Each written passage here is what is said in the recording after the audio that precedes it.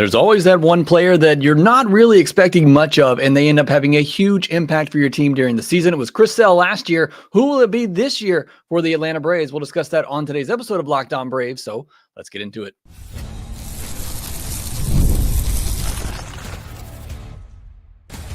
You are Locked On Braves, your daily Atlanta Braves podcast, part of the Locked On Podcast Network, your team every day.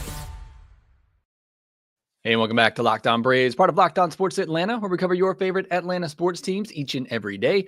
I'm your host, Jake Mastriani. You can follow me on social media at ShortstopBall. Check out the podcast on X at LockedOn_Braves and on Instagram at Locked On Braves. If you're new and watching this on YouTube, please stop what you're doing real quick. Hit that subscribe button, hit that thumbs up button, and leave me a comment down below. It doesn't take that long, and it helps me out a ton whenever you do those things. If you're listening on the audio version, a little bit tougher for you, but you can still do it. Leave me a 5-star review on Apple, Spotify, or wherever you get your podcast. And thank you so much for your support here at Locked On Braves. Got a lot of content coming your way as we get geared up for 2025. And then obviously a lot of content during the season.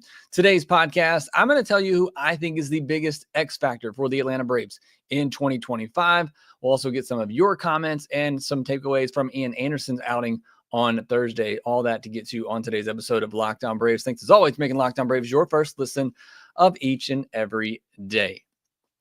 Well, as I said in the cold open there's always that one player during a season that you weren't expecting much from when the year began. You didn't think they were going to be a huge contributor, and they end up helping your team win. Last year, when I did this podcast, it was Chris Sale. So I'm going to go ahead and take my victory lap for that. Although you can make an argument that Spencer Schwellenbach was maybe even more of an X factor because nobody was expecting anything from him, and he burst on to the scene. But I'm going to call him a breakout, and I'm going to give myself a win saying that Chris Sale became the X factor last year because of what he did, winning the NL Triple Crown, winning the NL Cy Young. So who is it that's going to be that guy this year? I think there's some obvious candidates. Obviously, when you're looking at a Ronald Acuña coming back and a Spencer Strider, those are two guys that you could probably count on as being X factors if they get back to being what they have been in the past. But I'm going to build off what we talked about in yesterday's podcast when we look at the biggest weaknesses for this Atlanta Braves team. And outside of shortstop, I said my biggest area of concern is the depth of the bullpen. Well, I think there's a pretty solid top four in Iglesias, Pierce Johnson, Aaron Bummer, Dylan Lee. I have pretty solid level of trust for those four. I don't know what to expect out of the rest of the bullpen. And one guy who I think has the potential to really step up and become a setup guy, become a dominant reliever for this Braves team is Daysbel Hernandez. And it's already pretty much a lock that he's going to be in the bullpen. He's been making his transition into this role for several years now, got a little bit of a taste in 2023, got more of a taste in 2024, and going into 2025, feels like the Braves are really counting on him to take that next step and be a dominant setup reliever for the Atlanta Braves. And with the lack of depth and just trustworthy options in the bullpen, again, as I said yesterday, Perdomo gets back to what he was in 2023 with the 13 K per nine. If PR looks anything like he did at the minor league level last year, then they're probably okay. And you got some options in Hector Neris and Buck Farmer. There are some guys in there that I think could be okay.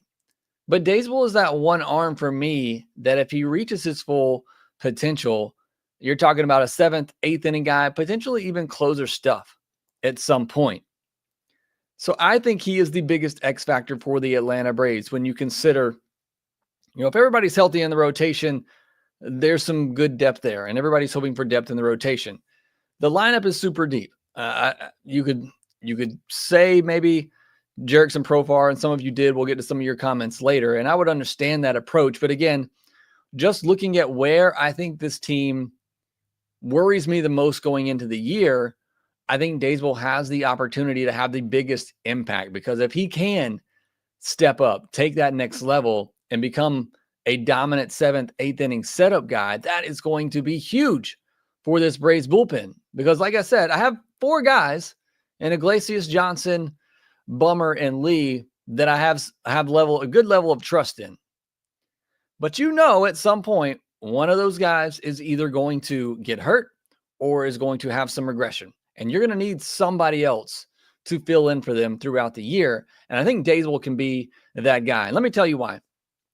In 2023, in the minors, 24 and 2/3 innings, only allowed 11 hits, did walk 13. That's always been the issue with Daysbel, and 36 strikeouts. A 134 average against 0.97 whip, even with that high walk rate of 4.74 walk per nine. Again, not great, but a K per nine of 13. And then at AAA in 2024, a 2.59 ERA, really good, 1.44 whip, not that good. That's because of the 5.40 walk per nine, but an 11.23 K per nine, just 35 hits against in those 41 and 2/3 innings, 52 strikeouts. So well over a strikeout an inning there. 230 average against, not great, especially when you consider the walks, but again, still just a 2.59 ERA. And then at the major league level last year, he had a 2.50 ERA, a 1.11 whip. That is fantastic. 18 innings, only 10 hits allowed. This is at the big league level now.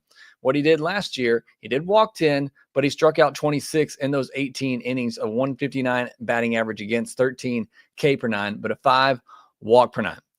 And you look at his baseball savant page, everything is as red as it can be on that page, except for walk percentage and ground ball percentage. His fastball averages 97 miles per hour, and the slider had a whiff rate over 40% at the big league level last year. So you're talking about a big time fastball. You're talking about a big swing and miss slider. That's what you're mostly looking for in a setup type of reliever, a shutdown reliever. And you can have that higher walk rate as a reliever if you're going to have a 30% plus strikeout rate. And he does. So you can live with that, but to trust him as a setup man in a big spot, certainly would love to see that walk percentage drop down. Get that K per nine under 4 would be fantastic. Or if you want to look at walk percentage, get that under 10%. That would be huge for Daysbel Hernandez. Again, there are really good relievers out there. Tanner Scott, one of them, that have a walk rate over 10%. You can do that if you have big strikeout stuff, but you know how much the Braves love their relievers who aren't going to walk the world, and Brian Snitker's not going to trust him in those 7th, 8th inning spots until he knows he can control his pitches and not go out there and walk 2 batters an inning and put himself in hot water right away. So that is the next step for Daysbel. If he can, again, doesn't have to be an elite strike thrower, doesn't have to have that walk rate, in the low 5% range. Just talking about making a little bit of adjustment, get it under 10%, get it under 4 walk per nine, and you can live with that as long as he's continuing to strike out batters at a 30% clip like he has. And the stuff is electric. Already mentioned that. This is what you look for in a setup pitcher and a potential closer. And he's 28 years old. So for me, Daysbel is the biggest singular X factor for this Atlanta Braves team, just based on the need of this Braves team and needing another guy in the bullpen to step up in that shutdown type of role in the 7th and 8th inning without Joe Jimenez there. I am going to give you one more. This is a bonus here. The other X factor I have for the Braves, and some of you mentioned this one as well, is Tim Hyers. What type of impact can he have on this lineup? Can he make this less of a one-dimensional team? And can he do that in a spring training? Can he turn it around that quickly? I don't know. But I think he could be a huge X factor if that is the case. When everyone is healthy and playing like they're capable of, you don't really look at it. You don't really worry about it. You go back to 2022, 2021 when this offense was great. And even in those years, it was home run or bust, but you didn't care because you were getting all those home runs. But last year, we saw how frustrating it can be when, 1, you lose all your best players, but 2, you're unable to score without the long ball. They just never adjusted last year. I think that's partly why Kevin Seitzer's not there anymore. It's he just couldn't say the right things to help these guys adjust into the offense that they needed to be. And hopefully Tim Hyers can be that. Hopefully they hit 300 plus home runs again, and it doesn't really matter. But even with that, come postseason time, your offense needs to be able to score in different ways. So while the Braves hit the 4th most home runs last year, they were just 15th in runs scored, just to tell you how one-dimensional they were last year. And that's mostly due to the fact that they were 16th in on-base percentage. They had the 7th most strikeouts, and they were 20th in batting average with runners in scoring position. Those are 3 areas of the game that they really need to improve on so that they can score in different ways. While I would love for them to be a base stealing type of team and have more guys with over 20 bases, seeing, Ronald, Harris, Ozzy, certainly all of them at least stealing over 20 bases, but Profar chipping in some. I think I would love to see that and for them to be able to have some more athleticism on the bases and score in that way. I just don't know if that's in the cards for this team. I think if they're going to be able to score without the long ball, it's going to come from taking their walks, putting the ball in play, being able to manufacture runs that way. Again, they are going to score the majority of their runs off home runs. It's what this lineup is built to do. But we know, as we've seen throughout a season, there's going to be times they're going to have to score in different ways. Come postseason time, they're going to have to score in different ways. I think that's where Tim Hyers, if he can come in, preach the right things, say the right things to get these guys on board, it's going to help them be able to open up this offense and be a more complete offense and not just a one-dimensional offense. I want to be clear that one dimension is as good as anybody in baseball, and they're going to be able to score a lot of runs based on that one dimension. But you want to be a more complete team. You want to give yourself a better chance in the postseason. You got to be a more complete and balanced offense and able to score in more runs. That runners in scoring position average, I feel like that can be a finicky thing from year to year, but certainly cutting down on the strikeouts, increasing your walk rate, those are two things that you can improve on. And if this team does that, then you're going to see them back being a top 5 offense, probably leading the league in offense once again. So those are my 2 X factors. Daysbel Hernandez for the pitching staff, Tim Hyers for helping this offense become a more well-rounded offense. I think those are going to be your 2 biggest X factors for the Atlanta Braves this year. All right, next we'll come back. I'll get to some of your comments. Who do you think is going to be the biggest X factor for the Braves this year? And we'll get into Ian Anderson's outing on Thursday. All that coming your way here next.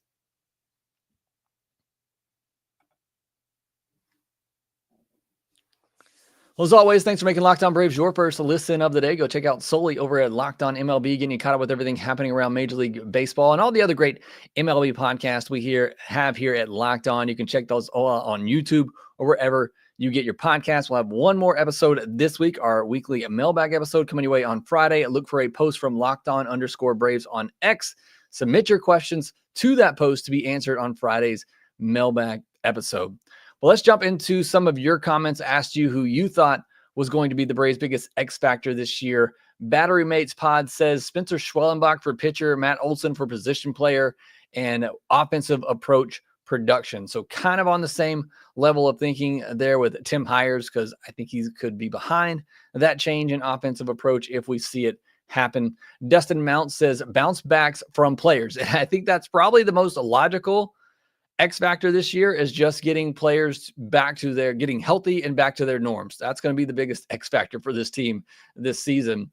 Matt says, to me, it's if the hitters can make the appropriate adjustments based on the situation, 2-strike approach, hitting with runners in scoring position. If they can do that, there's no telling what this offense will do. So again, kind of along the same lines as me, thinking that, again, I'm attributing some of that to Tim Hyers and hopefully helping adjust this offense. I think Profar is going to be a big part of that as well.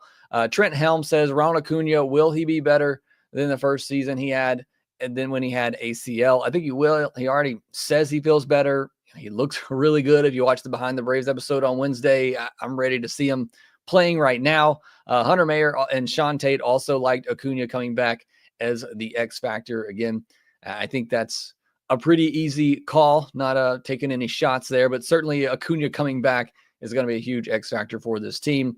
Braves moves and rumors, definitely plenty of options, but I'd say Profar, he's exactly the type of hitter our lineup needed. PJ's Braves also said Profar, and Profar probably would have been next for me. Again, it's kind of easy to take that route, similar to what I did with Chris Sale last year. It was the new guy coming in that had a lot of potential, that really could kind of change the dynamic of the team and the attitude. Chris Sale, coming in with that bulldog mentality that we were all kind of looking for. So he was an easy call last year. I think Profar's and Acuña as well are kind of those easy calls this year. This guy's either coming back from injury or Profar just being that new guy. But I do agree with what Braves Moves and Rumors is saying. I think Profar is that kind of bat that will help this offense achieve some of those other points that others have made about, the 2-strike approach, putting the ball in play, being able to score, with runners in scoring position. I think Profar will help with all of that. The Chosen One says Ozzie Albies and Spencer Strider.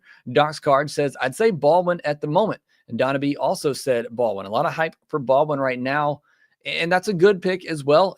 I'm skeptical of how much playing time he's actually going to get. I mean, at most, I think he's going to get 2 weeks to start the year, and then Murphy comes back and is healthy and hopefully plays the way that I think he can. It might be a while before we see Drake Baldwin again, but if he comes up and crushes it in those first 2 weeks, they send him back to AAA and he crushes it there.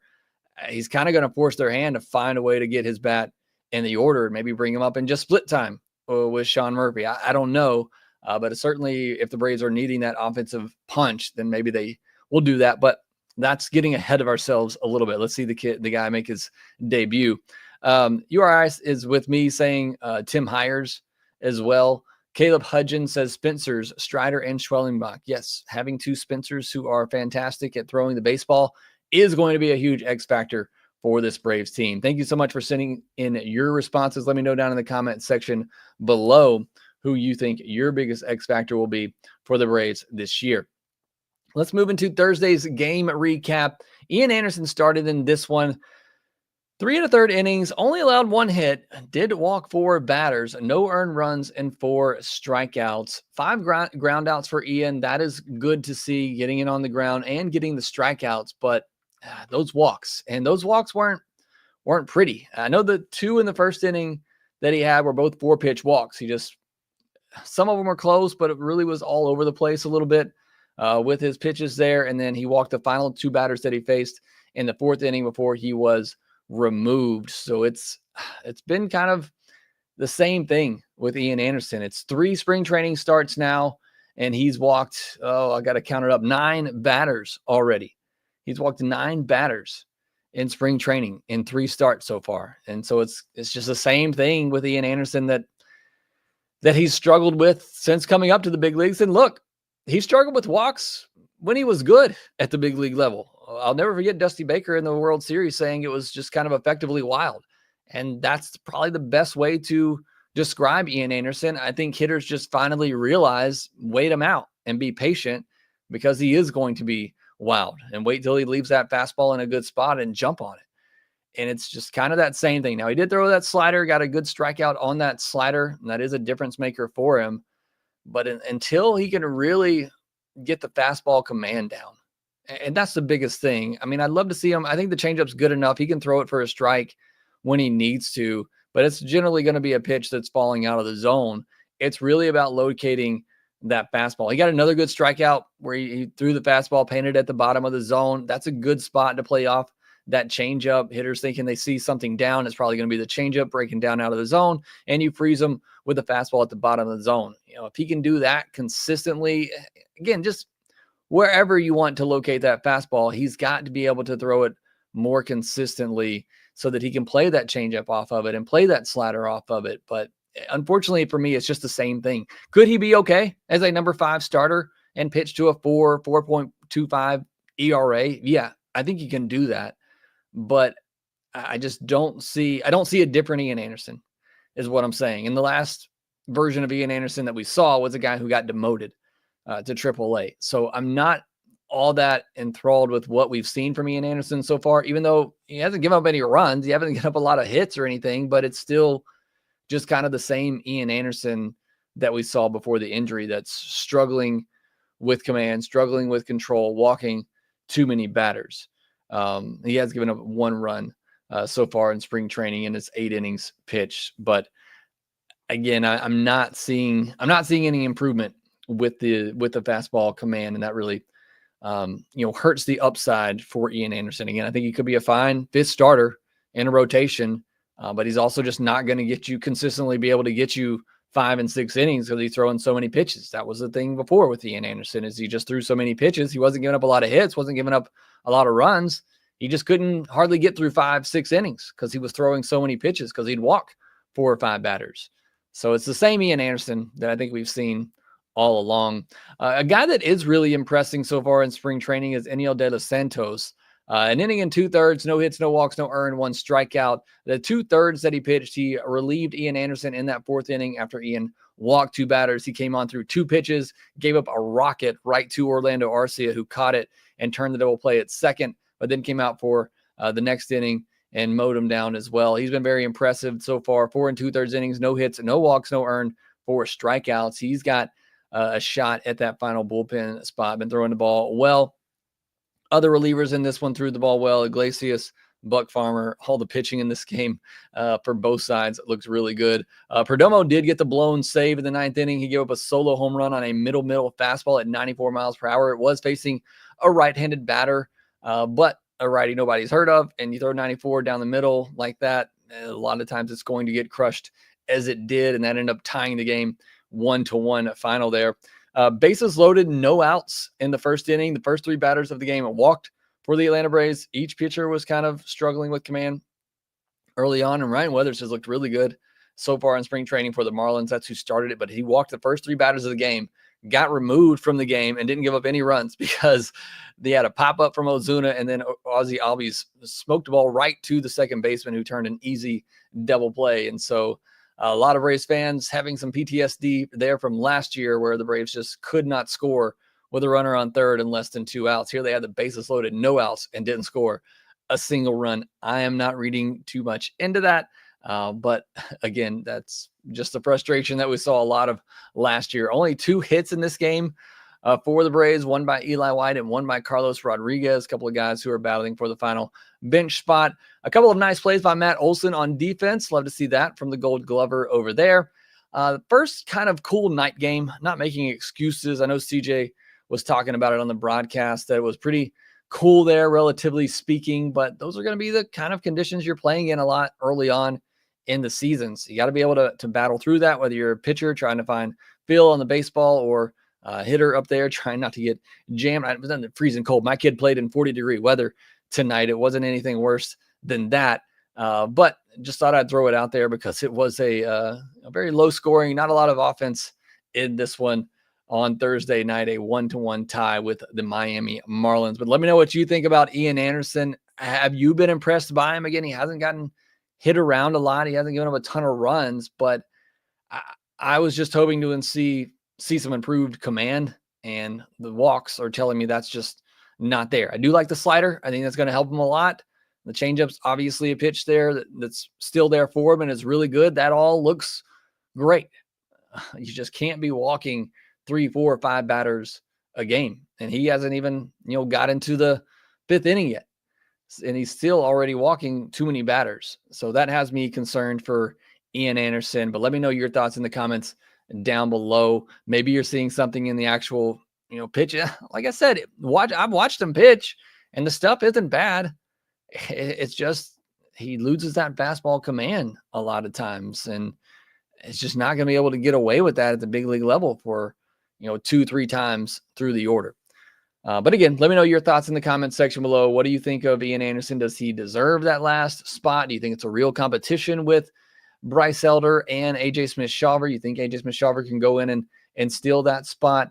Let me know your thoughts. Chris Hester saying, I'm going to call it right now. Ian Anderson is the breakout pitcher of the year. So you obviously don't agree with what I've seen so far, Chris, but I hope you are right. I would love to see that. Would love to see a big bounce back for Ian Anderson. Isaac Bowman, Eli White still trying his best to make the team. I think Eli is going to make the team. That was my prediction before spring training began. I think he's going to get that last bench spot, especially, he's already proven to me he can handle the infield in just a few plays that I've seen him make, and he's got the best speed on the team. So he gives you a good pinch runner, somebody that can play in the outfield, somebody that can play on the infield.